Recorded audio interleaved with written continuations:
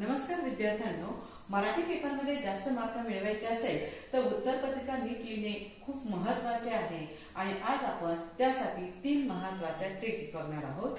पहिली आहे ट्रिक, या ठिकाणी पहिला प्रश्न जो आहे तो स्पष्ट लिहा। जो प्रश्नपत्रिकेतला पहिला प्रश्न आहे तो स्पष्ट लिहायचा।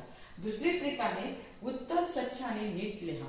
प्रश्नाला अनुसरून उत्तर लिहिणं गरजेचं आहे। आणि तिसरी ट्रिक आहे महत्त्वाचे शब्द खाली अंडरलाइन करा। जे उत्तरामधले महत्त्वाचे शब्द आहे त्याच्या खाली तुम्ही काय करायची, अंडरलाइन करायची आणि त्या रेषेखाली। आणि जर तुम्ही उत्तरपत्रिका सुंदर आणि व्यवस्थित लिहिली तर शिक्षकांवरती चांगला प्रभाव पडतो आणि मार्क मात्र जास्त मिळण्याची शक्यता असते। अशाच परीक्षेच्या विविध ज्या काही महत्त्वाच्या ट्रिक्स आहेत त्या ट्रिक्ससाठी माझ्या चॅनलला तुम्ही सबस्क्राइब करा।